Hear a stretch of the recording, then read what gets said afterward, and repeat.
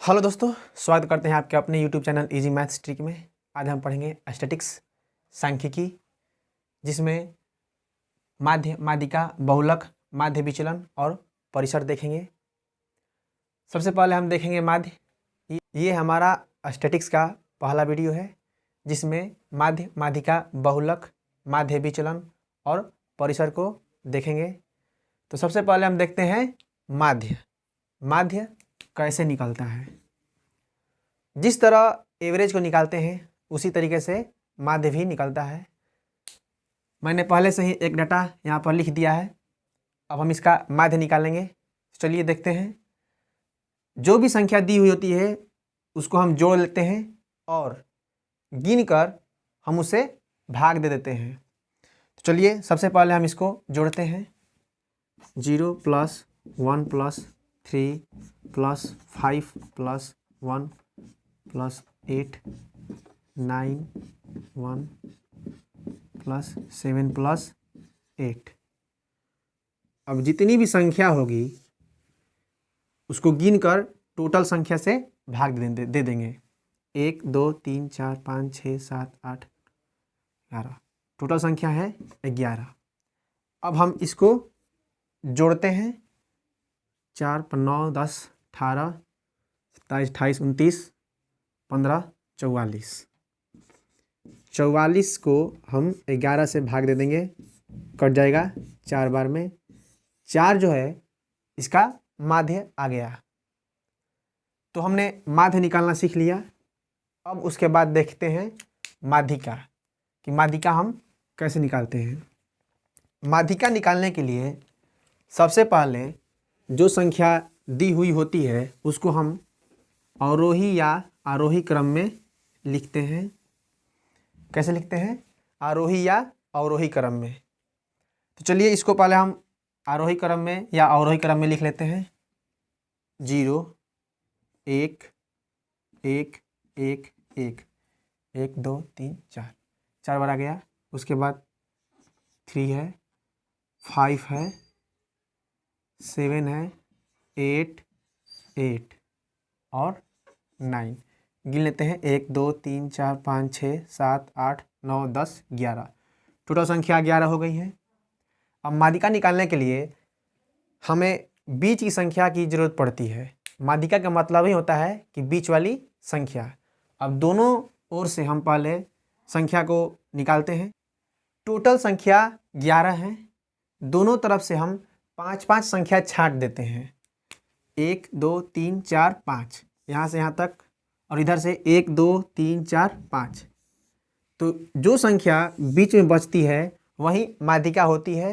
यहाँ पर बीच में बचा है 3, तो 3 ही माध्यिका हो जाएगी। अब यहाँ पर तो 11 संख्या है, विषम संख्या है, तो हम बीच वाली संख्या निकल लेते। अगर यहाँ पर 10 संख्या होता तो क्या करते? जब 10 संख्या होती तो कुछ करने की जरूरत नहीं है। 10 अगर 10 संख्या होती तो उसे में 2 से हम भाग देते हैं, तो और आ जाएगा 5वां पद, और इसके जस्ट एक बाद वाला पद 6वां पद को हम ऐड करेंगे और 2 से भाग दे देंगे। जैसे कोई भी ले लीजिए, 4 6 2 8 3 2। टोटल संख्या 6 है। 6 में हम 2 से भाग दे देंगे 3। तीसरा पद आ गया और इसके जस्ट तुरंत बाद वाला चौथा पद। अब इन दोनों को जोड़कर और 2 से भाग दे देंगे। गिनते हैं तीसरा पद कौन सा आ रहा है। 1 2 3। तीसरा पद ये, और एक जस्ट वाला बगल वाला पद 8 आ रहा है। इन दोनों को हम जोड़ेंगे। 8 और 2 10, और 2 से भाग दे देंगे, तो इसका जो माध्यिका आ जाएगा वो 5 आ जाएगा। तो हमको याद क्या रखना है कि जब भी विषम संख्या आए उसमें 1 जोड़कर 2 से भाग दे देंगे। जो पद आएगा उसको हम गिन लेंगे, वही अपना माध्यिका हो जाएगा।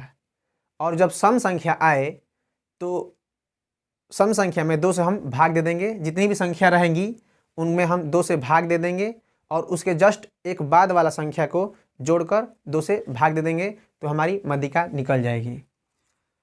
तो उम्मीद करता हूँ कि आप लोगों को समझ में आ रहा होगा। अब चलते हैं बहुलक। बहुलक क्या होता है, इसमें हम बहुलक कैसे निकालेंगे। तो बहुलक निकालने के लिए कुछ करने की जरूरत नहीं है। इसमें एक शब्द आ रहा है क्या? बहु, बहु, इससे हम बहुत से कोरिलेट करेंगे। बहुलक का मतलब होता है जो संख्या ज़्यादा बार आती है, जो संख्या इस दी हुई आंकड़े में ज़्यादा बार आई होगी उसी को हम बहुलक कहते हैं। तो इसमें बहुलक क्या हो जाएगा? एक जो है वो 4 बार आया है, 1 2 3 4, तो जो इसका बहुलक होगा, बहुलक वो 1 होगा, 4 नहीं होगा, 1 होगा, क्योंकि 4 जो है इन सभी संख्याओं में ज़्यादा बार आया है, इसलिए इसका बहुलक 1 होगा। तो बहुलक भी हम लोगों ने पढ़ लिया। अब पढ़ेंगे माध्य विचलन। माध्य विचलन 2 तरीके से निकलता है। एक निकलता है माध्यिका पर, मीडियन पर, और एक निकलता है मीन पर। एग्जाम में ज़्यादा क्वेश्चन आता है माध्य विचलन। जब मीडियन पर आएगा तो बोलेगा कि हमें माध्यिका के सापेक्ष निकालना है कि या माध्य के सापेक्ष निकालना है। तो चलिए माध्य विचलन भी देख लेते हैं कि माध्य विचलन कैसे निकलता है। माध्य विचलन निकालने के लिए सबसे पहले हम दी हुई आंकड़े का पहले माध्य निकालेंगे, उसके बाद ही माध्य विचलन निकलेगा। तो इसका माध्य विचलन आया था कितना? 4 इसका माध्य विचलन आया था। अब हम देखेंगे कि ये जो संख्या है इस माध्य से कितना विचलित हो रही है। विचलन का मतलब ही है कि वह कितना आगे है या पीछे है। चलिए देख लेते हैं। ये 4, ये 3 है, ये 1 है, ये 2 1 है, ये 4 है, ये 5 है, ये 3 है, और ये 3 है, ये 3 है, और ये भी 4 है। अब इन संख्याओं को हम ऐड करेंगे और जितनी भी संख्या होगी उससे हम भाग दे देंगे। टोटल हमारी संख्या थी 9, 4 3 7 8 9 4 13 5 18 21 3 24 3 27 4 31। 31 में हम 9 से भाग दे देंगे, तो जो भी आएगा अपना आंसर वो माध्य विचलन हो जाएगा। 29 27 4 0 9 चौक 36। 3.4 जो है इसका माध्य विचलन हो जाएगा। अब हम देखेंगे परिसर, रेंज।